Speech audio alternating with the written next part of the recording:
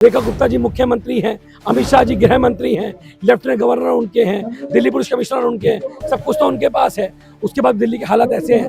Machine जो है नरेंद्र मोदी जी साहब की, वो हिटलर साहब की, जिसको ये नहीं पता मैं देश का झंडा किस तरफ लगाऊं। रोज दिल्ली में 4 मर्डर, 5 मर्डर, फिरौती हो रही है, खुलेआम सफाई कर्मचारी को मार दिया। सरकार क्या कर रही है? यूपी के अंदर अलग कानून है और दिल्ली के अंदर अलग कानून है। बीजेपी की डिक्शनरी में सच्चाई है, धर्म देख के ये कार्रवाई करते हैं। दिल्ली पुलिस कमिश्नर चाहे मुख्यमंत्री चाहे 24 घंटे में किसी की औकात नहीं है दिल्ली में क्राइम कर जाए, लेकिन उनको पता है कि हम बच जाएंगे।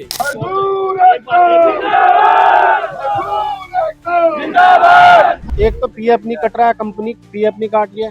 2018 से क्या रेखा गुप्ता के अंडर में नहीं है ये कंपनी, या रेखा गुप्ता को पता नहीं है इस चीज का? जो अपराधी है वो जेल में होना चाहिए। सबसे बड़े चंबे की बात है कि अभी तक दिल्ली पुलिस इतने बड़े अपराधी को, इतना बड़ा अपराधी है क्या वो, जो मतलब अभी तक अरेस्ट नहीं हो रहा। जो देश की जनता को, जो देश की महिला को, खुद एक महिला होकर ऐसी बात करती है, मैं समझता हूँ सांसद तो नहीं, मैं समझता हूँ गली की खुद एक गटर छाप होगी वो। और मैं दिल्ली के तमाम सफाई कर्मचारियों से कहना चाहता हूं कि आप कल सुबह दिल्ली में कूड़ा ना उठाएं, काम ना करें जब तक आपके भाई अनिल को इंसाफ ना मिल जाए, उसका हक ना मिल जाए, उसका अधिकार ना मिल जाए। नमस्कार, मैं साहिबा, आप सभी का स्वागत है दानिश।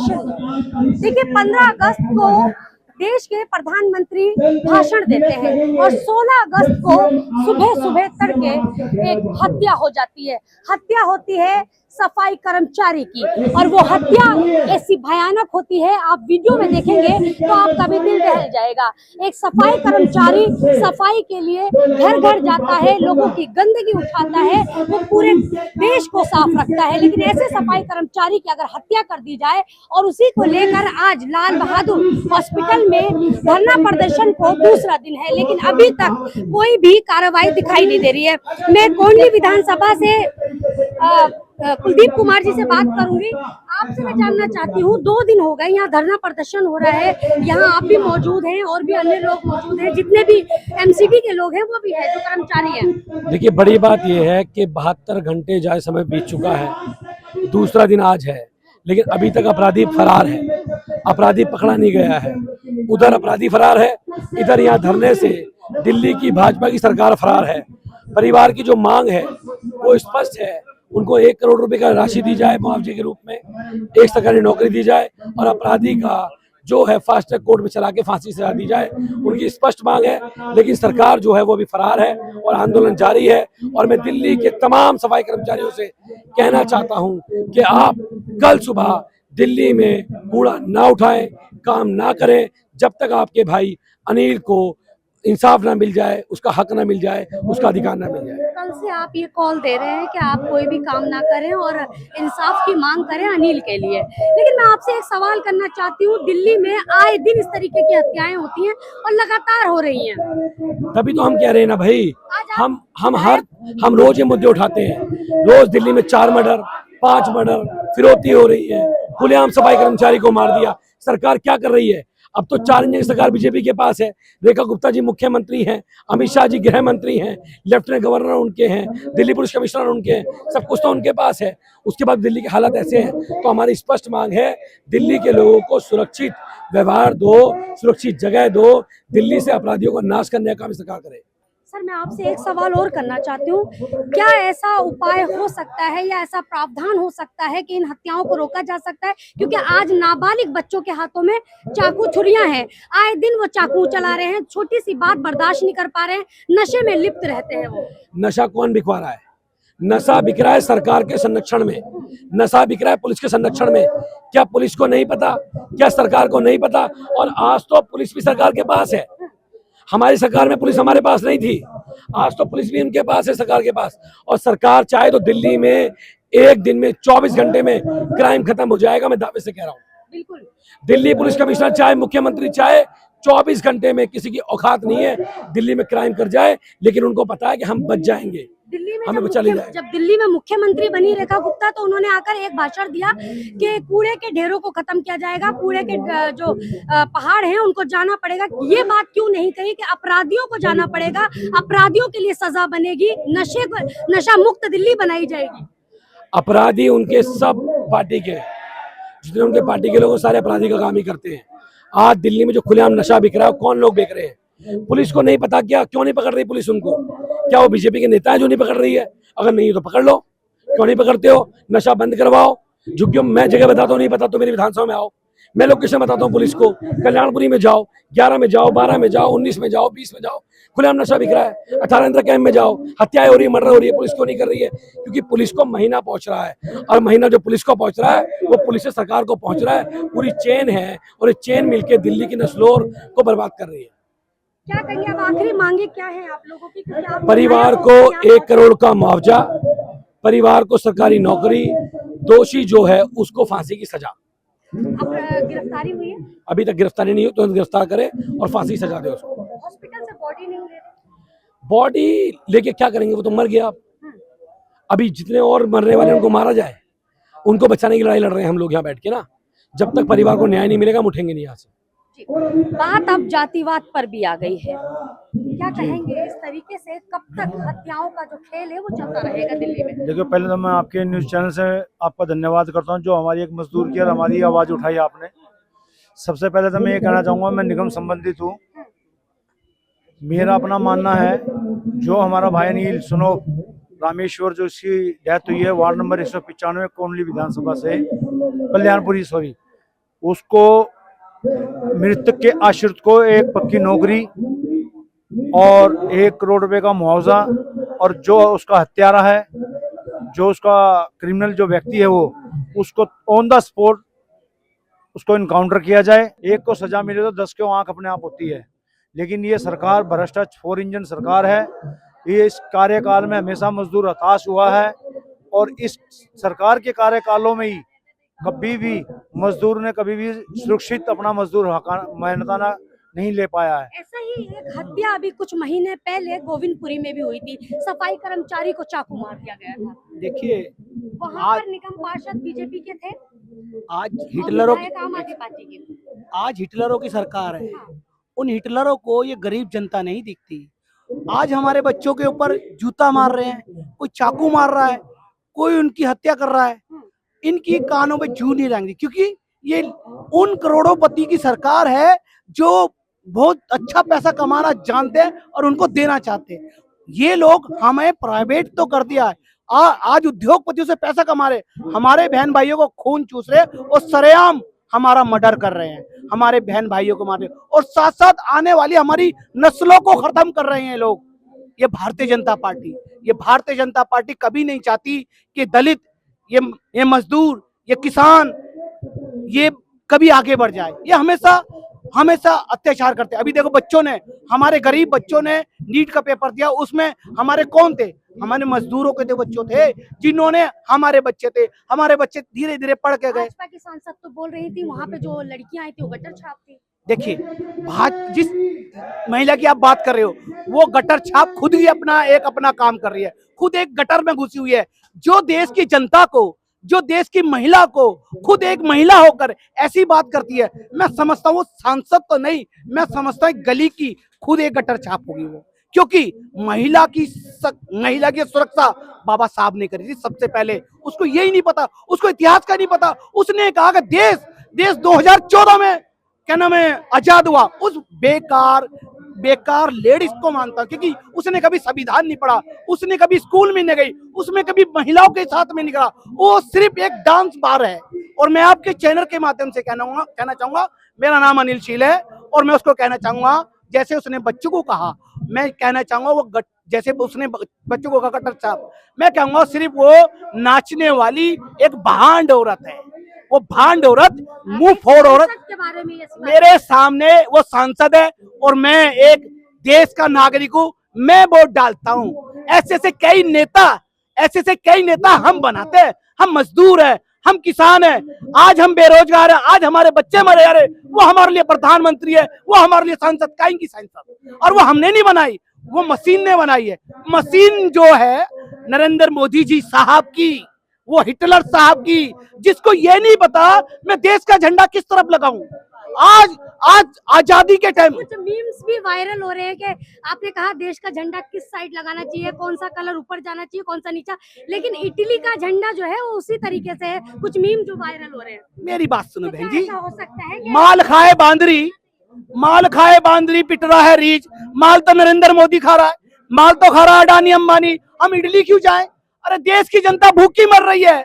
मेरा भाई अभी मेरे भाई को चाकू लगा है, मेरे भाई मजदूर पिट रहा है, मेरी बहन महिला पिट रही है, हम इडली की बात करें? हमारे घर में तो आटा दाल नहीं, हमारा मजदूर काम कर रहा है उसे किसानी नहीं, हमारा भाई काम कर रहा है उसे रोजगार नहीं। 4-4 महीने हो जाते हैं, इस मीडिया के माध्यम से कहना चाहूंगा, 4-4 महीने होते हैं हमें तनख्वाह नहीं मिलती। हमारे बच्चे पूछते पापा तनख्वाह कब आएगी? हमारे बच्चे कहते आज मेरा बेटा बीमार है, मैं अपने बेटे को छोड़ कर यहाँ आया हूँ, मगर उनसे अपने बेटे को इलाज करने के पैसे नहीं है। सफाई कर्मचारियों ने कुछ महीने पहले धरना प्रदर्शन किया और 1 महीने तक बैठे वो धरने पे, सैलरी को लेकर के हमारी सैलरी नहीं बढ़ाई जा रही है, हमें बोनस नहीं दिया जाता है। बहन जी जो अभी आपने बोला इस बात पर मेरी ये बात जो है जहन में आ गई कि वाकई में इतनी समस्याओं का अभी कुछ हाल फिलहाल में हमने बहुत बड़ा आंदोलन करा, 14 दिन की भूख हड़ताल करी हमने, 14 दिन की भूख हड़ताल, जिसमें पूरी दिल्ली में कूड़ा कूड़ा कर दिया था। हमारे साथ हमारे भाई विधायक हमारे वीर सिंह निगान जी भी रहे, हमारे राजकुमार निगान जी रहे,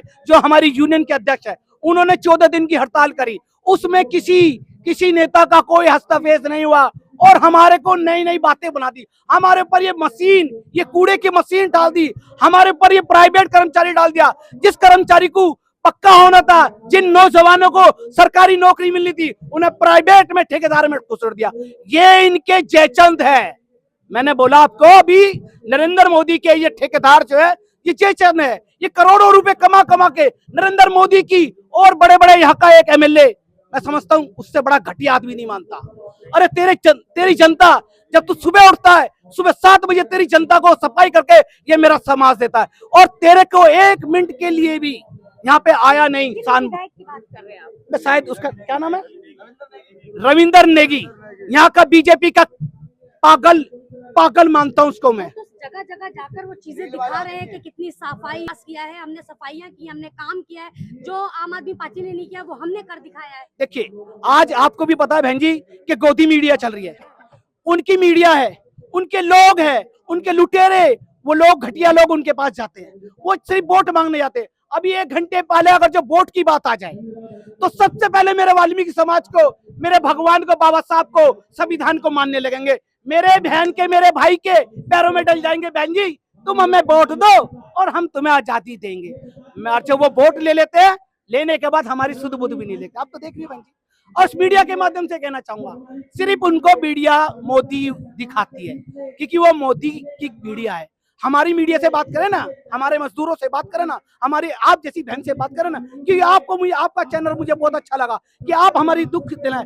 एक भी क्या, कोई भी जो एक हमारी महिला, क्या नाम उसका, जो मीडिया का वो करती है प्रचार, कंगना, क्या ना, अमना ओम कश्यप, हाँ अमना ओम कश्यप जी बड़ी बड़ी बातें करती है। क्या उसका चैनल आया क्या यहाँ पे?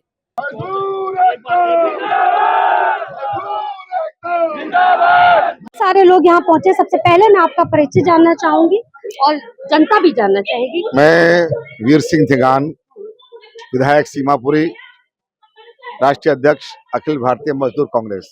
दिल्ली के हर कोने से लोग आ रहे हैं यहाँ पर? बिल्कुल आ रहे हैं, आपने देखा होगा जगह जगह से लोग आ रहे हैं, काफी लोग आ रहे हैं और ये बढ़ेगा, अगर जल्दी बात नहीं हुई बढ़ेगा। जिस तरीके से लोग इकट्ठे हो रहे हैं तो धीरे धीरे जो है कहीं ना कहीं इंसाफ मिलने की उम्मीद है।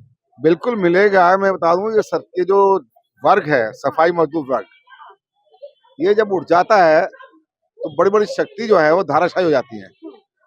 जब तक ये नहीं उठता, नींद में रहता तो कोई बात नहीं, लेकिन अगर ये उठ जाता है, जाग जाता है और अपने हक के लिए खड़ा हो जाता है, तो मैंने ये देखा है अपने जीवन में, बहुत बार देखा है कि बड़ी बड़ी ताकतें जो है आके झुक जाती हैं। और अभी उसका एक छोटा सा उदाहरण तो आपको मिला ही है। कल से यहाँ बैठे हुए हैं, संघर्ष जारी है और संघर्ष के चलते अपराधी जो पता नहीं लग रहा था, जिसका पता ही नहीं कहाँ है ये बता रहे थे, अब पकड़ा गया है। इस तरह से हमें उम्मीद है कि सरकार भी अगर गलतफहमी में नहीं है तो उनको ये कर्मचारियों की मांग को मान लेना चाहिए। जो पीड़ित परिवार है उसको 1 करोड़ का मुआवजा दें, सरकारी नौकरी दें और सुरक्षा भी कर्मचारियों को रखे हो ताकि भविष्य में किसी ऐसा ना हो। ये बड़ा बहुत ही घिनौना काम हुआ है, बहुत दर्दनाक हत्या हुई है।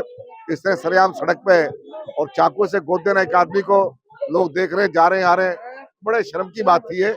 मैं समझता हूँ कि इतनी दर्दनाक हत्या होना, उस व्यक्ति को तो सरेआम गोली से उड़ा देना चाहिए। आप सीलमपुर अब से हैं सर? सीमापुरी सीमापुरी से हैं आप।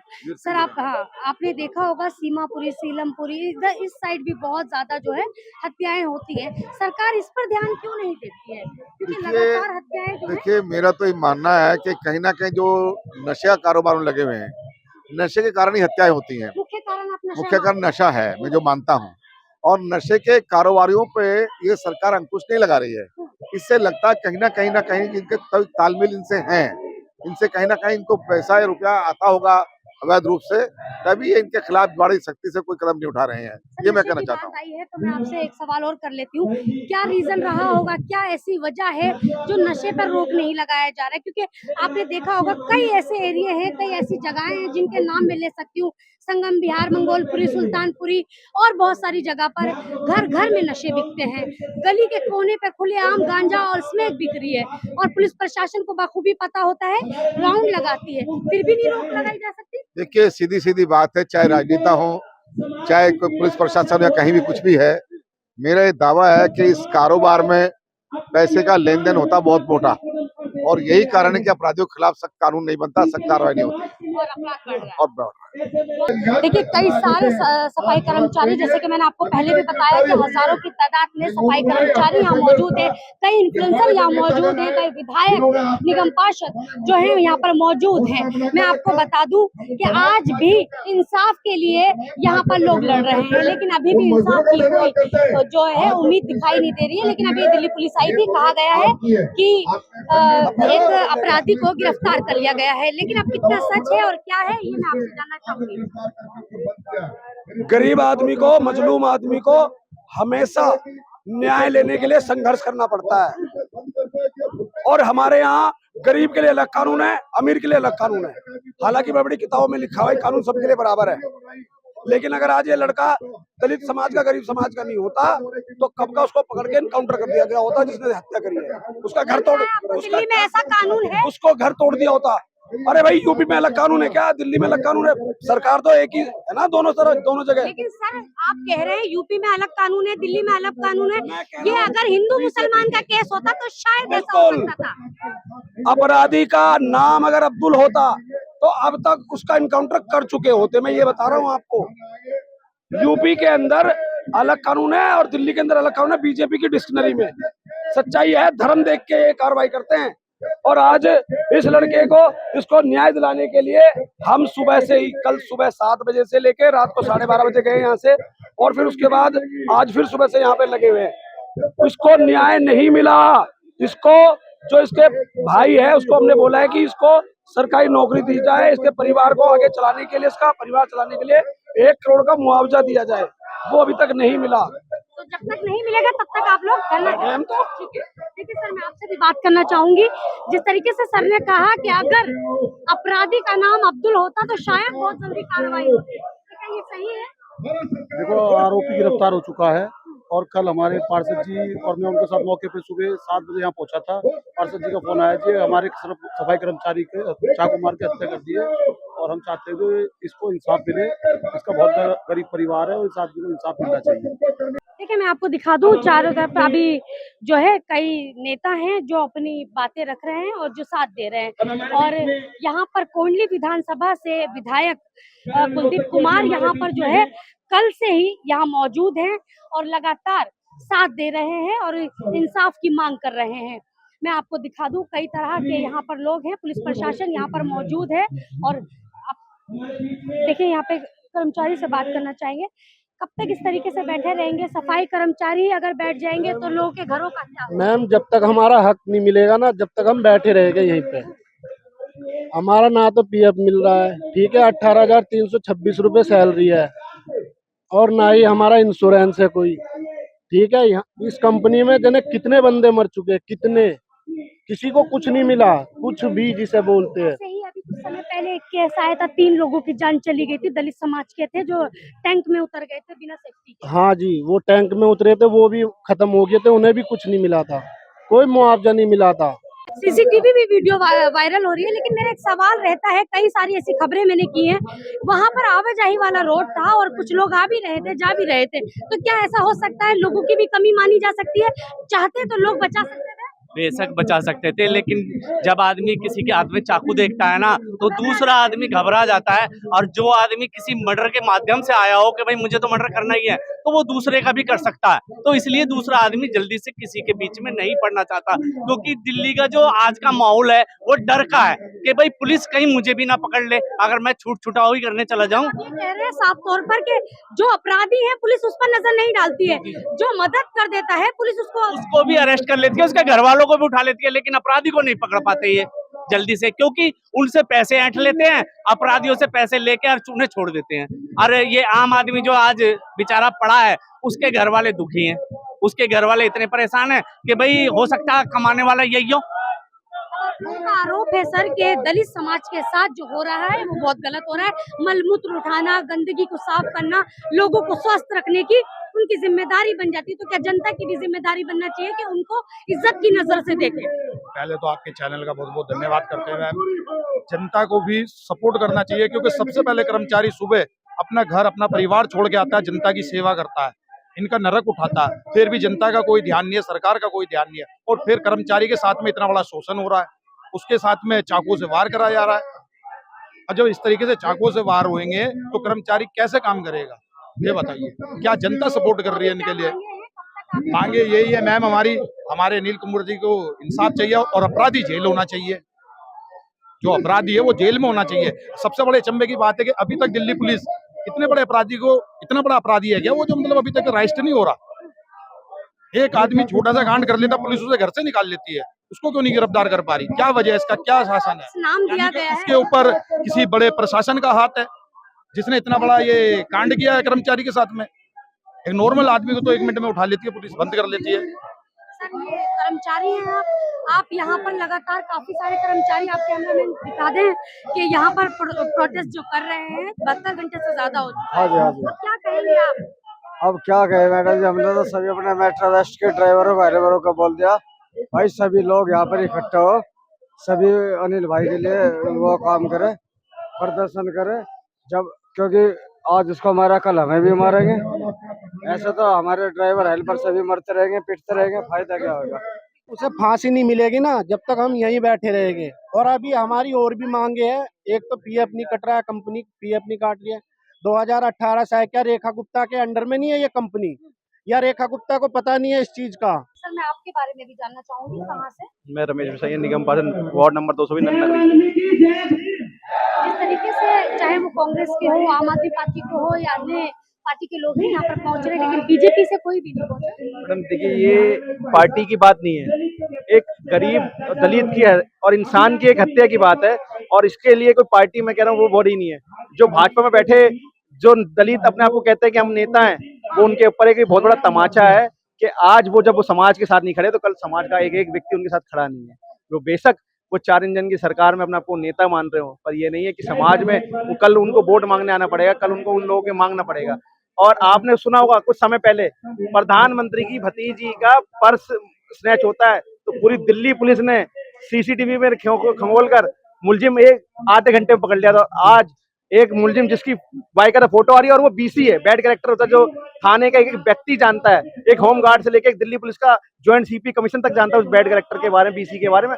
उसको पकड़ने में पूरे 2 दिन लगा दिए इन्होंने। तो इसका मतलब वो इन्हीं की पूरी साजिश थी और ये लोग कहीं ना कहीं लिप्त हैं।